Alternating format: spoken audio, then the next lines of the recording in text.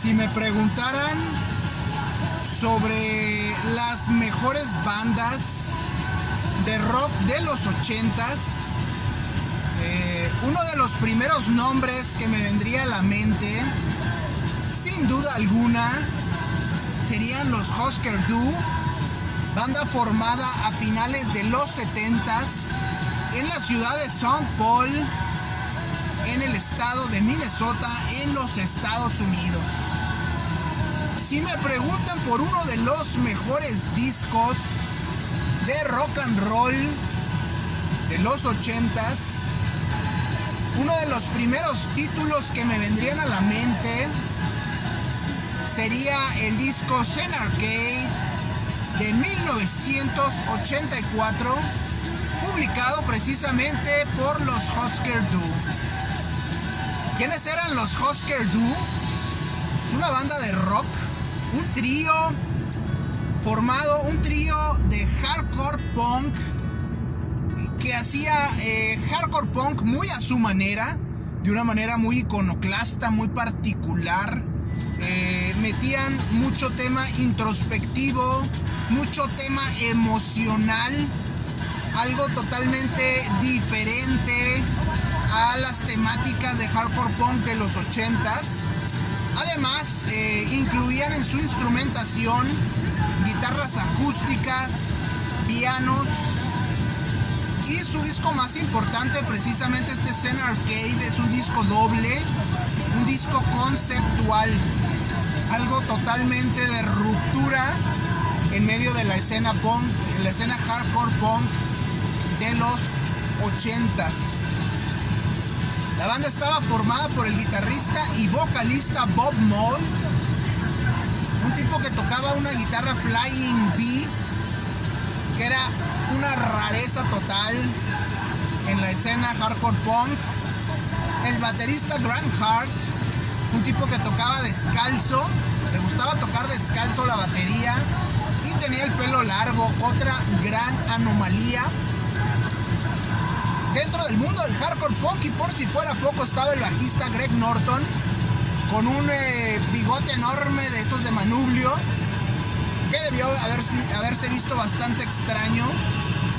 Ya el trío era bastante extraño, pero o sea, obviamente el bigote de Norton era ya bastante bizarro para los hardcore punks. Esos eran los Husker Du, una banda de tipos bastante extraños, diferentes, decididos a romper los límites de lo que se llamaría hardcore punk, decididos a hacer algo diferente, a no dejarse etiquetar tan fácilmente en estos 80s. Serían los Husker Du definitivamente una de las grandes bandas del underground de los 80s en Estados Unidos. Para mí, una de las épocas más interesantes. Estaban los Sonic Youth, estaban los Black Flag, los Flaming Lips, estaban los Dinosaur Jr., estaban los Butthole Surfers acá en Texas, estaban los Scratch Acid, estaban allá en el norte los Green River, los Skin Yard, los Melvins. En Chicago estaban los Big Black de Steve Albini. En Boston también estaban los Pixies. Entonces es una época muy interesante de música, no muy conocida porque estamos hablando del underground estadounidense, de la música subterránea, de esa música que no aceptó en su momento o que simplemente ignoró el gran público. Y bueno, los Husker Du, como les digo, introducirían sus temáticas muy introspectivas, muy reflexivas, muy emocionales, que sentarían las bases para lo que sería la música de mediados de los 80s, de inicios de los 90s, y estamos hablando precisamente de grupos como los Pixies, como los Dinosaur Jr., como los Lemonheads, como Nirvana, como Green Day, como los Foo Fighters. En lo personal ya saben que detesto a los Foo Fighters, no me gusta nada de lo que hacen musicalmente. musicalmente. Tengo un par de discos de ellos, me gusta, alcanzo a disfrutar un poco el disco Wasting Light, pero es un disco en el que Dave Grohl copia descaradamente a los Husker Du, invita incluso a Bob Mould a tocar en la canción Dear Rosemary, y Dave Grohl básicamente crea los Foo Fighters a imagen y semejanza de los Husker Du, prácticamente fusionando las personalidades de Grant Hart y de Bob Mould, convirtiéndose Dave Grohl en una copia de ambos, en una mezcla extraña ahí de ambos.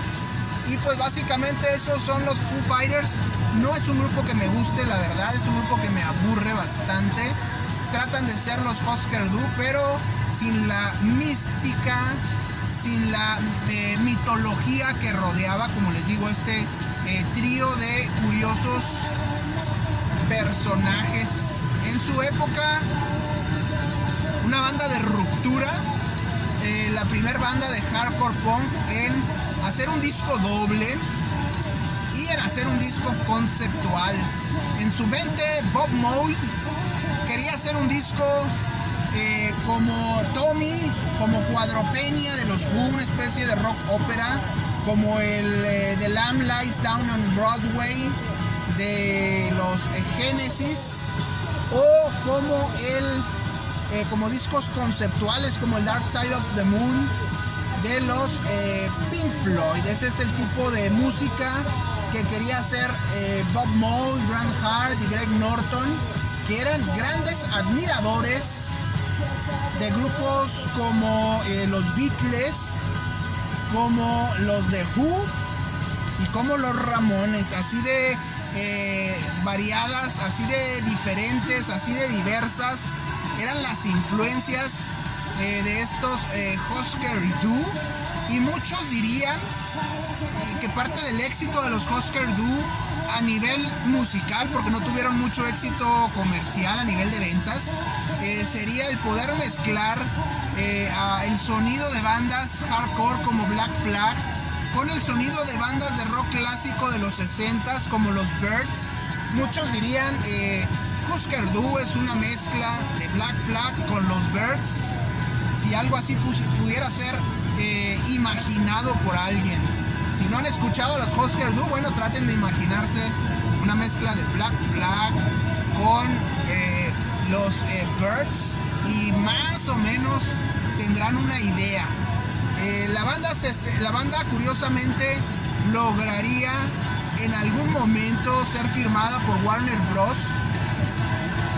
Y sacarían el disco Candy Apple Grey, un disco que ya goza de una mejor producción, pero que no había un mercado todavía para ese tipo de música. Todavía no llegábamos a los 90s y todavía no era muy aceptada ese tipo de música.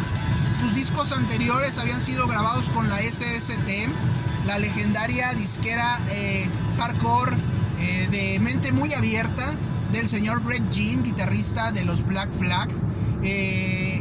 Habían sido producidos en su mayoría por el productor casi exclusivo de la SST, el señor Spot, y precisamente de eso derivaba que el sonido no era como lo sería el sonido de bandas más adelante, como los Pixies, como los Nirvana, como los Lemonheads, que tendrían el beneficio de una buena producción. Los Husker Du no lo tuvieron. Cuando por fin grabaron con una disquera grande, tuvieron una mejor producción, pero no había un mercado realmente para la banda. Ya había muchas diferencias entre ellos y no aguantaron, no alcanzaron a llegar a los 90s, donde sin duda hubieran sido mejor reconocidos. Sin duda Warner Bros. Tiene un papel importante en estas bandas subterráneas. Warner Bros. Firmó a Husker Du, firmó a los Jane's Addiction, firmó a Mr. Bungle y ha firmado a muchas bandas bastante subterráneas. Se ha atrevido, a pesar de ser una disquera de lo más comercial, de lo más corporativa, por así decirlo. Y bueno, un par de discos muy buenos de Husker Du estuvieron ahí, pero definitivamente no había un mercado aún para ese tipo de música tan diferente que estaban haciendo los Husker Du, para esas cosas a las que se estaban atreviendo. Obviamente hay algunos antecedentes como los Buzzcocks, como The Jam, bandas que ya integraban el punk y el pop de alguna manera bastante inteligente, pero sin duda fue Husker Du quienes pudieron dar convertirse en ese eslabón entre esa música y lo que más adelante sería o que llamarían muchos el grunge o el rock alternativo o el pop punk o la música emo también. Obviamente tiene mucha influencia de esta banda de Husker Du. Es una banda que vale mucho la pena escuchar. Es una banda totalmente diferente, sin duda salida o derivada del choque de personalidades del señor Bob Mould y del señor Grant Hart. De alguna forma ambos llevaban una lucha interna en el interior de la banda por el liderazgo, por la dirección artística. Y bueno, esto se nota en cada uno de los temas. Es una batalla de visiones artísticas, por así decirlo. También vale la pena señalar que el señor Bob Mould es homosexual, que el señor Grant Hart era bisexual, y parte de esa de alguna forma batalla interna que ellos tenían con su personalidad la reflejaban en la música. Por eso es que Husker Du era una banda que desbordaba emociones, que era muy intensa y que definitivamente era de total ruptura con los paradigmas de la escena hardcore punk. Imagínense a dos personas diversas sexualmente en medio de una escena bastante machista, bastante ruda, bastante dura. Sin duda los Husker Du supieron hacer que todas esas diferencias, claro, que eran personalidades diferentes, que no eran personajes muy comunes, que eran tres personalidades que chocaban hasta cierto punto, pero que sabían sacarle provecho precisamente a ese tipo de tensiones internas. El disco Zen Arcade es considerado por muchos como el mejor disco de rock de los 80s. Es un disco, como les digo, conceptual. Es un disco que Bob Mould, no sé si trató de hacer algo así como una ópera rock. Bob Mould y Grant Hart, que son los principales compositores, trataron de hacer como una ópera rock. Se inspiraron en parte en el Tommy, en el Quadrophenia de los Who, pero también la temática es de un joven que deja su casa, un adolescente que deja su casa, se mete al ejército, después se mete con los Hare Krishna, después se encuentra una muchacha, la muchacha muere por tema de drogas y se empieza a hacer muchos cuestionamientos sobre la vida, sobre su etapa de adulto que comienza. Entonces yo le encuentro mucho en común, por ejemplo, con un disco como el Pet Sounds de Brian Wilson y los Beach Boys, en donde precisamente se toca esta temática de despertar a la edad adulta, de dejar la adolescencia, de dejar la infancia. Entonces creo que va por ahí más o menos el concepto de este Zen Arcade de los Husker Du. Y también cabe mencionar que la banda era como que hermana, era banda de alguna manera, su padrino era Black Flag, pero era banda hermana de los Minutemen, esta banda de California que fusionaba temas como el jazz, como el funk, como el country inclusive. Y bueno, curiosamente ambas bandas sacan el disco. Husker Du saca Zen Arcade, los Minutemen sacan Double Nickels on the Dime el mismo día, y ambos discos son discos dobles. Así que creo que ese día, no recuerdo qué día es, lo voy a investigar, pero ese día debió haber sido un día monumental, debió haber sido un día enorme para la música hardcore inteligente, de avanzada, de vanguardia, hardcore experimental. Debió de haber sido un día colosal, debió de haber sido un gran evento que sacar ese disco el mismo día por parte de la SST, la legendaria disquera de Greg Ginn, debió haber sido en definitiva todo un evento. Desafortunadamente, la SST estaba acostumbrada a vender pocos discos. Sacaron muy pocas copias, creo que alrededor de 4,000 o 5,000 copias de el Zen Arcade. Esperaban vender poco, un disco de hardcore punk, un disco de música subterránea, la SST, música hardcore que era experimental incluso, un disco doble, un disco conceptual. Greg Ginn dijo, esto no va a vender mucho, así que sacamos unas cuantas pocas copias, y la gran sorpresa fue que esas copias, esas 4,000 o 5,000 copias se vendieron apenas en un par de semanas. La mala suerte vino a raíz de que hubo mucha demanda en su momento por el Zen Arcade. Pudo haber sido un disco que realmente vendiera muchas copias. El problema es que no las hubo. El problema es que duraron meses para volver a imprimir, a publicar, a sacar más discos, y ya cuando sacaron los discos ya la demanda pues ya se había calmado, disipado, tranquilizado, desaparecido.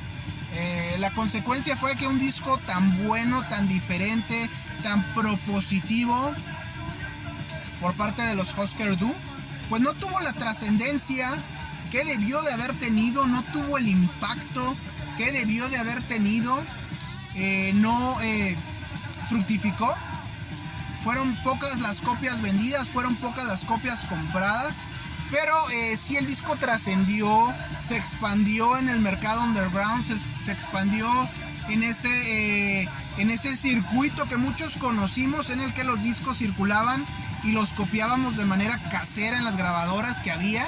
Entonces así fue como se hizo famoso y legendario el disco Zen Arcade, que es el segundo disco después de el Everything Falls Apart. Es el segundo disco de los Husker Du, y ahí básicamente quedaría fija su leyenda, su legado como una banda de las más experimentales, de las más atrevidas, de las más osadas durante los 80s. Pocas bandas realmente se atrevieron a tanto durante los 80s, y lo hicieron también con tanto talento. Pocas bandas lo hicieron, damas y caballeros. Husker Du, su disco Zen Arcade, un disco en realidad, en verdad, de verdad muy recomendable, y un disco legendario para la historia.